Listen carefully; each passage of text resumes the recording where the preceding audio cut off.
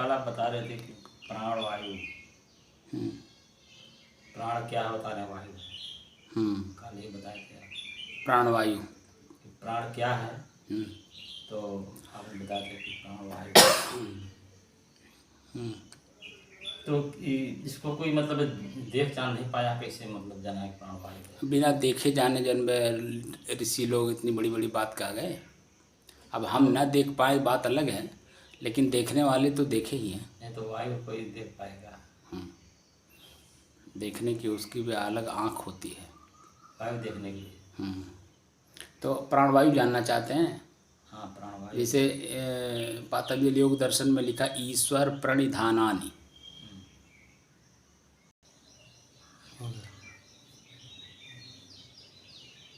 पातंजल योग दर्शन में शुभारंभ करते हैं अथ योगानुशासनम। अथ योगानुशासनम, योग अनुशासन, अनुशासनम। अब योग के वास्तविक स्वरूप का अनुशासन के बारे में जानकारी देते हैं। योग योगश्चित्त वृत्त निरोध है। योग क्या है? बिना अनुशासित हुए आप अपने मन की गति को नहीं रोक पाएंगे। चित्त वृत्ति निरोध है। चित्त यानी मन, यहाँ चित्त मन को कहते हैं। मन में जो वृत्त बनी हुई है, वृत्ति कहते हैं संस्कार, जो आपके मन के अंदर में अच्छे और बुरे का संस्कार समाहित है। वृत्ति निरोध है। निराई कैसे करेंगे? अब निराई का मतलब आप जानते हैं? सहज निराई का क्या मतलब होता है, आप बताइए। निराई का मतलब है कि जैसे जो चीज़ हमने बोया खेत में, उसको छोड़ करके जो है मतलब फालतू जो खरपतवार उगे हुए हैं उसको निकाल देना, वही निराई है। निकालने से तात्पर्य है ऊपर से काटना नहीं, जड़ से उखाड़ कर फेंकना। जी। जो हम चाह रहे हैं, जो हम बोए हैं, जिस फसल को, उस फसल के अलावा अतिरिक्त जो भी है, उस जमीन पर जो कुछ भी है उगा हुआ, उसके साथ साथ उसकी पूरी निराई करना। निराई मतलब उखाड़ कर फेंकना। ऐसा हम क्यों करते हैं? इसलिए करते हैं कि ताकि वो जो फसल हम बोए हुए हैं वो स्वस्थ और बढ़िया हो। क्योंकि जो मिट्टी है जी, मिट्टी में जो ऊर्जा है जी, जो ताकत है, जो बल है, उसी पेड़ को मिले, वह दूसरे पेड़ को न मिल करके बल्कि उसी पेड़ को सिर्फ मिले जिस पेड़ को हमने बोया है। हम जिसका पैदावार अच्छा लेना चाहते हैं, जिस पैदावार से हम धनवान बनना चाहते हैं, अपने भूख रूपी त्रिखा को मिटाने के लिए जो फसल हमने बोया है, उस फसल में अच्छा पैदावार हो और वह जो फसल हो यानी बीज हो वो स्वस्थ हो, ताकतवर हो, बलवान हो, पहिया ना हो। इसीलिए ना जी। अब यहाँ पर अनुशासन की बात कर रहे हैं। अनुशासन किसके लिए? स्वयं के लिए।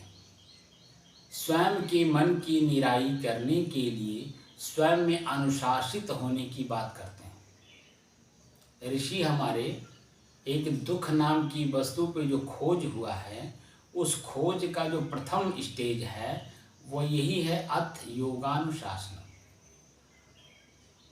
अब योग के बारे में दूसरे ही शब्द में उन्होंने कहा कि योग क्या है? योगश्चित्त वृत्त निरोध है। चित्त यानी मन, मन में जो वृत्त बनी हुई है उस मन को निराई करना और फसल क्या लेना है? शांति का अनुभव। क्या लेना है? शांति का अनुभव। शांत मन तभी होता है जब हमारे मन के अंदर में ना अच्छाई है और ना बुराई है। जब दोनों ही हमारे मन में नहीं होगा तब तो शांति का अनुभव करेगा। शांति शब्द कहना आसान है, शांति का अनुभव करना आसान बात नहीं है। तो जो आसान नहीं है उसे आसान बनाने के लिए महापुरुष इस चीज को लिख रहे हैं, क्योंकि उन्होंने शोध किया है, रिसर्च किया है। जैसे वैज्ञानिक रिसर्च करते हैं, अणु बम, परमाणु बम, ये बम, वो बम, ये मिसाइल, वो मिसाइल, दुनिया भर का जो बनाने के लिए रिसर्च करते हैं, तो जब तक वो बन नहीं जाता है, आप देखे होंगे कि एक लेबोरेटरी यानी एक कमरे के अंदर में बंद होकर के सारे पूरे संसार के सारे गतिविधियों से अपने आप को काट करके तब उसका रिसर्च करते हैं। और जब तक वो उन्हें हासिल नहीं हो जाता है तब तक वो देखिए अपने मन की गति को किसी से ओपन नहीं करते हैं कि हम ये काम कर रहे हैं। जब वह पूरा परिपूर्ण हो जाता है तब वह अपने पूरे सिस्टम को पूरे समाज के सामने उसको ला के रखते हैं। हवाई जहाज हो, रेल हो, मोटर हो, जो कुछ भी हो।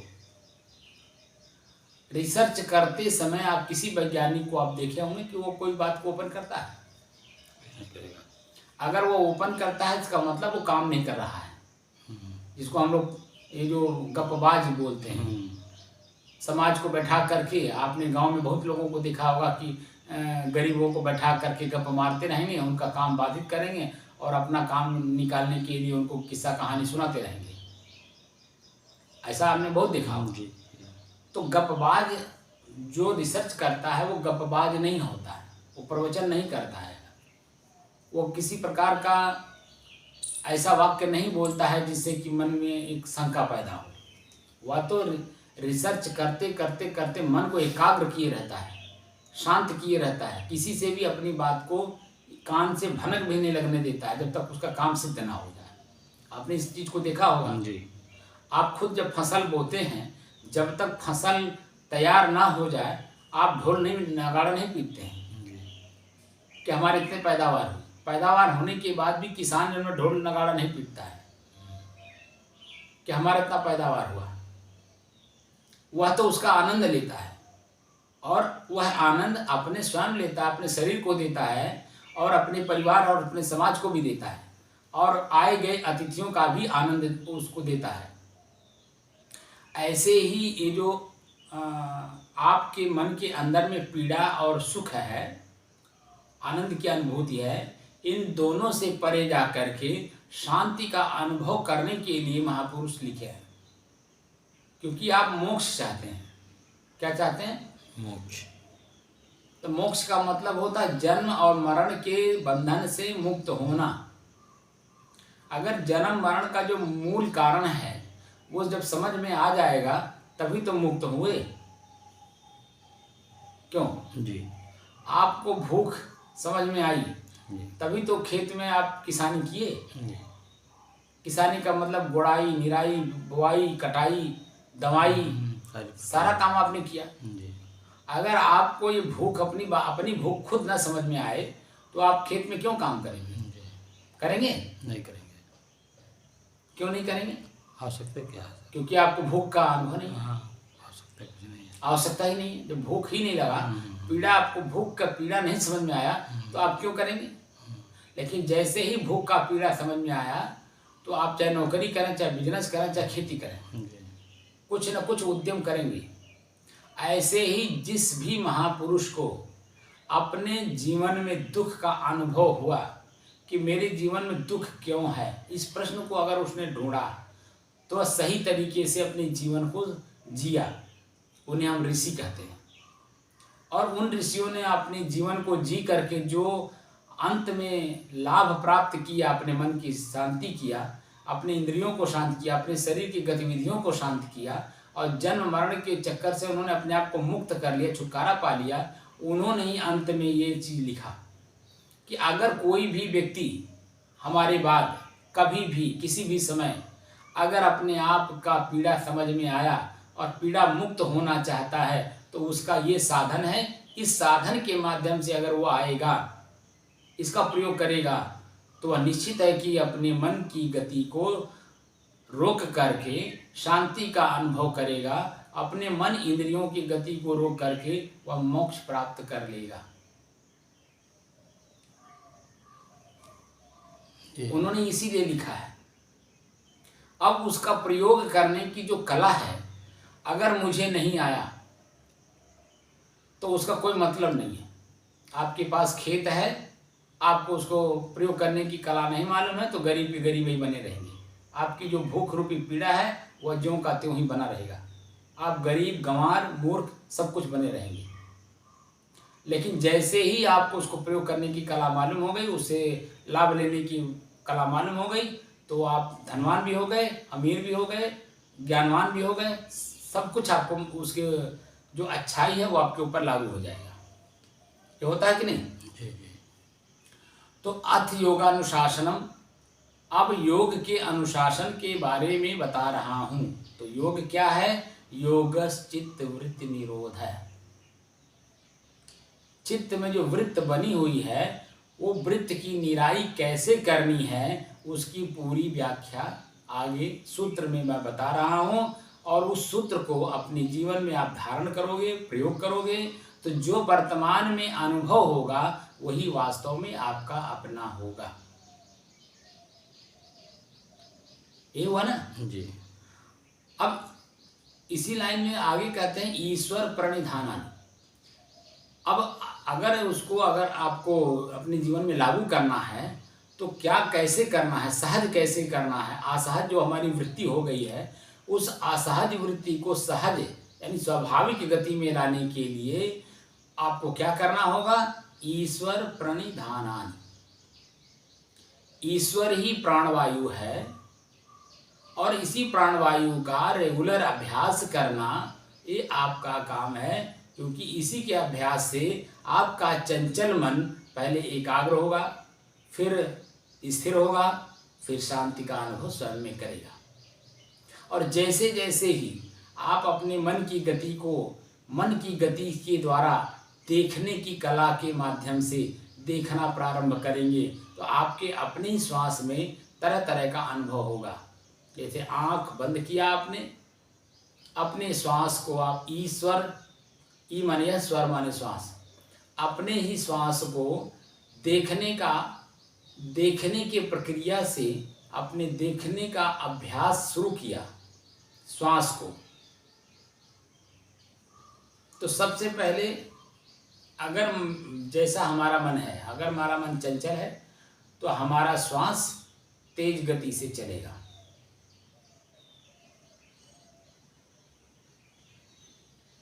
अगर हमारा मन चंचल नहीं है तो सामान्य, अपने आप सामान्य चलेगा।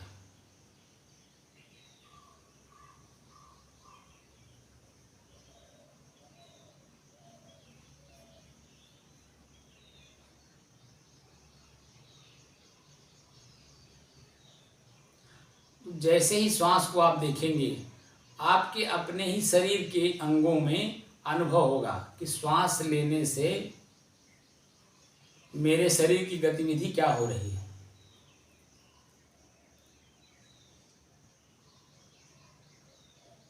छोड़ने पर मेरे शरीर की गतिविधि क्या हो रही है। देखेंगे कि जब श्वास लेते हैं तो शरीर ऊपर उठता है, सही है जी। पेट फूलता है, महसूस होता है, जी। ये अनुभव हो रहा है। अनुभव हो रहा है। और जब छोड़ते हैं तो जो ऊपर उठा हुआ शरीर है वो नीचे की तरफ अपने आप आपको दिखाई देगा जा रहा है। जी। और जो पेट फूल रहा था वो पचकता है, यानी अंदर होता है। और जैसे श्वास लेते हैं पेट बाहर होता है। और जो हमारे शरीर की रीढ़ की हड्डी है, जो सर है, वो ऊपर उठता है। जो गर्दन है, छाती है, आप देखेंगे ऊपर उठता है। पेट बाहर होता है, छाती और कंधा ऊपर उठता है। होता है नहीं? जी। पेट इधर ऊपर बाहर निकल रहा है और इधर ये ऊपर उठ रहा है। जी।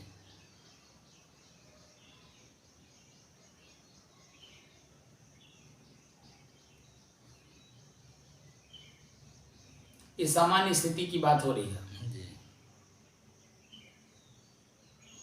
अब इसी में इसका अभ्यास जैसे जैसे धीरे धीरे अभ्यास होता जाता है, अनुभव होता जाता है, वैसे ही अब नाक के निचले हिस्से पर और मोछ के ऊपरी हिस्से पर यहाँ अब दृष्टा और साक्षी भाव में हमें देखना है कि हमारे श्वास में, हमारे श्वास की गति में क्या हो रहा है।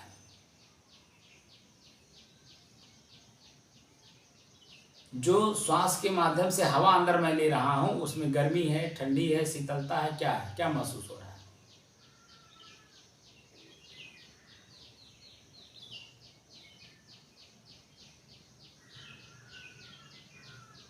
सुबह सुबह का समय है, कमरे के अंदर हम लोग हॉल में बैठे हुए हैं। इस कमरे के अंदर में जो हवा है वो कल दिन में छत गर्म था, गर्म होने के कारण हवा गर्म महसूस हो रहा है, जो कि सुबह सुबह का समय है, जो कि हमें ठंडाई का अनुभव होना चाहिए, लेकिन हल्का गर्मी लेते हुए और सामान्य स्थिति का अनुभव करा रहा है।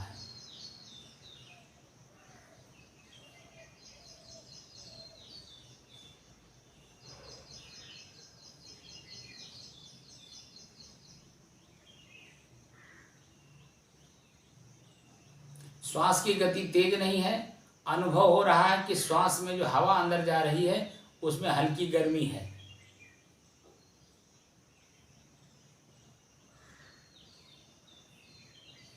महसूस हो रहा ना जी।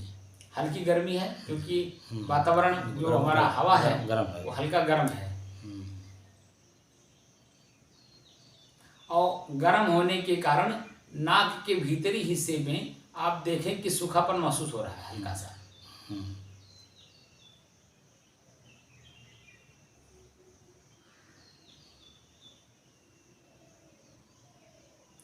पंखा न चलने के कारण मोछ की एरिया में आप देख रहे होंगे पसीना हो रहा है, तो गीलापन महसूस हो रहा है।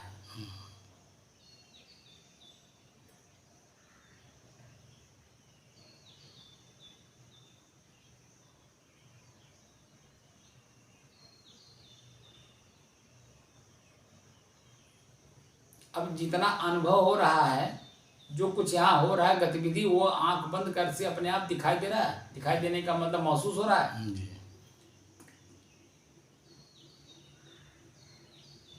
तो अब चंचल मन जो 1 मिनट में कई बार सोचता था, कई बातों को सोचता था, वो स्थिर हुआ, मैंने एकाग्र हुआ और एकाग्र होकर के अपने इसी श्वास की गतिविधि में लगा हुआ है कि यहाँ क्या क्या हो रहा है। तो जैसे जैसे जो जो यहाँ महसूस हो रहा है, जैसे गीलापन महसूस हो रहा है तो उसको पोंछ नहीं रहा है, सूखापन महसूस हो रहा है तो उसको और गीलापन करने के लिए कुछ उपाय नहीं कर रहा है, सिर्फ हम स्थिर होकर के उसे देखने का अभ्यास कर रहे हैं।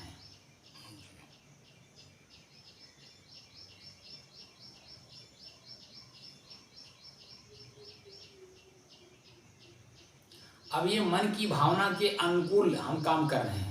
मन हमारा अपनी भावना के अनुसार इस चीज को देख रहा है, ठीक है जी। मोछ की ऊपरी हिस्सा, ओठ के ऊपरी हिस्सा हो गया और नाक का निचली हिस्सा हो गया। अब यहाँ पर हमें क्या क्या महसूस होगा आगे चल करके।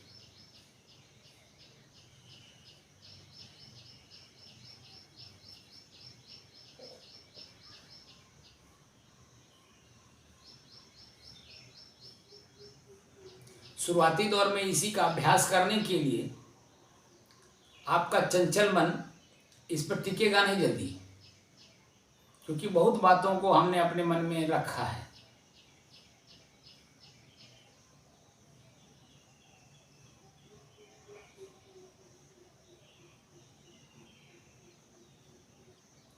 थोड़ी थोड़ी समय में ये भागेगा, बाहर भागेगा, यहाँ याद करेगा, वहाँ याद करेगा, उनको याद करेगा, उसको याद करेगा, उस स्थान को याद करेगा, वहाँ जाना है उसको याद करेगा, उनसे ये बात करना है ये बात करेगा, हमारे बिना होगा नहीं ऐसा भी सोचेगा।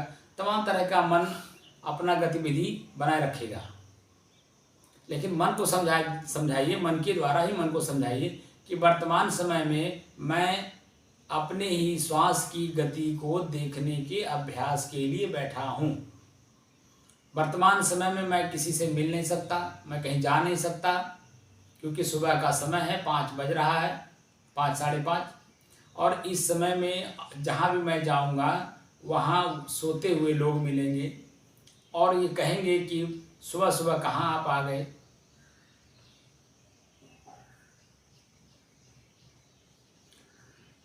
जो कुछ भी मन में चल रहा है उसको इसी तरह से समझाइए कि वर्तमान समय में मुझे अपने श्वास का अभ्यास करना है, मुझे कहीं नहीं जाना है, किसी से मिलना नहीं है 8 बजे के पहले।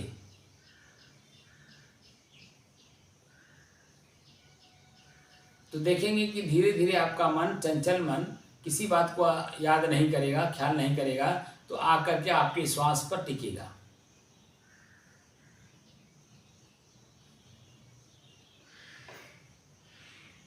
और इसी का अभ्यास बार बार करना है। जैसे जैसे आप बार बार करेंगे, जैसे जैसे आपका मन, चंचल मन एकाग्र होगा, स्थिर होगा और शांत का अनुभव करेगा, वैसे वैसे जो भी गतिविधि यहाँ होगी आगे चल करके, यहाँ खिंचाव भी होगा, तनाव भी होगा, गीलापन तो महसूस हो ही रहा है, इसमें सूखापन भी महसूस होगा, उसके बाद खुजली भी महसूस होगी, तमाम चीज़ें यहाँ महसूस होगी। लेकिन इसको हमें छेड़ना नहीं है, सिर्फ देखना है।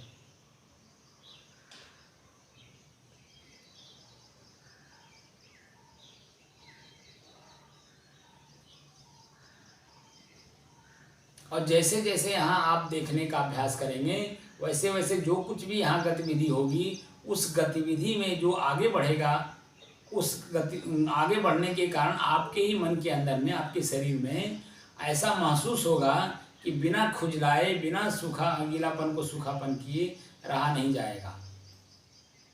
लेकिन हाथ को चाहे इस तरह से रखिए जैसे मैं रखा हूँ, या तो इसे ऐसे बांध लीजिए ऐसे, ताकि हाथ उठ करके यहाँ तक न आए। और चेतना में रह करके हम जो भी गतिविधि अब काम करेंगे वो चेतना में रह करके, वहाँ सोएंगे नहीं, असावधान नहीं होंगे, बिल्कुल सावधानी पूर्वक चौकन्ना रह करके अपनी सारी गतिविधियों पे हम ध्यान रखेंगे। पूरे शरीर की गतिविधियों में कहाँ पर क्या हो रहा है, शुरुआत यहाँ से करेंगे। और ये शुरुआत जैसे जैसे आगे बढ़ेगा, अभ्यास आगे आगे होगा, वैसे वैसे यहाँ से लेकर के हम सर पर आएंगे और सर से लेकर के नीचे उतरेंगे धीरे धीरे बाएं साइड से।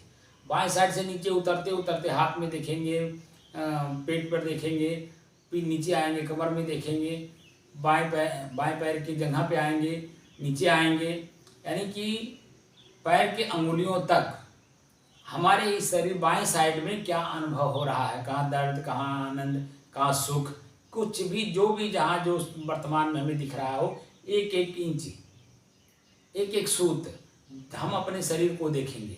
और जैसे जैसे देखेंगे अपने शरीर को, हमारे शरीर में किस जगह पे क्या हमें अनुभव हो रहा है, फिर उसके बाद ऊपर से नीचे आएंगे और फिर नीचे से ऊपर जाएंगे, फिर जब हम तालू पे आ जाएंगे फिर दाहिनी तरफ आएंगे, एक एक सूत, एक एक इंच जो है हम आगे बढ़ते जाएंगे। हमारे मस्तिष्क में इतने दूर में हमें क्या अनुभव हो रहा है, फिर यहाँ से लेकर के कान तक आएंगे, यहाँ हमें क्या अनुभव हो रहा है, कान से लेकर के हम गले तक आएंगे, वहाँ हमें क्या महसूस हो रहा है, फिर हम नीचे आएंगे कंधे तक, हमें क्या महसूस हो रहा है, आनंद की अनुभूति हो रही है, खिंचाव का हो रहा है, तनाव का हो रहा है, सूखापन महसूस हो रहा है, गीलापन महसूस हो रहा है। हम और नीचे आएंगे, खुजली महसूस हो रही है, हमें क्या महसूस हो रहा है। धीरे धीरे अपने दाहिने हाथ के कंधे पर आएंगे, बाजू में आएंगे, हाथ के पंजे, उंगलियों के अग्रभाग तक आएंगे, यहाँ हमें पूरे में क्या महसूस हो रहा है, एक एक सूत, एक एक इंच। उसके बाद यहाँ से कंधे पर वापस जाएंगे, फिर हम नीचे उतरेंगे, नीचे यहाँ से नीचे उतरेंगे, पेट पर आएंगे, कमर पर आएंगे, जंघा पर आएंगे, घुटने पर आएंगे, नीचे आएंगे, पैर के तालू पे आएंगे, पैर के उंगली के अग्रभाग पर आएंगे। हमें महसूस क्या हो रहा है अपने शरीर में, क्योंकि ये शरीर मेरा है, मैं नहीं हूँ। इस बात का जानकारी धीरे से करना है कि ये शरीर मेरा है, मैं नहीं हूँ, और मेरे शरीर में मुझे क्या महसूस हो रहा है। इस प्रक्रिया को जब हम देखेंगे तो धीरे धीरे धीरे हमारा मन बाहर जो चिंता कर रहा था वो आपके शरीर में आ जाएगा। और शरीर में कहाँ पर हमें आनंद की अनुभूति हो रही, कहाँ सुख का अनुभव हो रहा है, कहाँ दुख का अनुभव हो रहा है, कहाँ खिंचाव, कहाँ तनाव, कहाँ खुजली, हमारे इसी शरीर में हमें क्या क्या महसूस कहाँ कहाँ हो रहा है। जैसे जैसे बाहर की वृत्ति अंतर्मुख हुई, अंतर्मुख में आकर के आपके शरीर में जो अनुभव हो रहा है, इस अनुभूति का उपभोग नहीं करेगा, सिर्फ साक्षी होगा। दृश्य मेरा शरीर है, मैं दृष्टा हूँ, देख रहा हूँ मेरे शरीर में क्या क्या हो रहा है। और जब दृष्टा दृश्य को देख रहा है, गतिविधियों में मिल जाएगा, फिर तो वो तो आम जनता की तरह हो जाएगा, मन चंचल होगा। यहाँ पर हमें सिर्फ देखना है कि हमें क्या महसूस हो रहा है। जैसे जैसे अलग अपने शरीर के अंगों को देखने का कला मालूम होगा, वैसे वैसे अभी अंदर भी कुछ है। पहले तो हम इस शरीर को देख लें, शरीर के पार्ट को देख लें। आँख है, कान है, नाक है,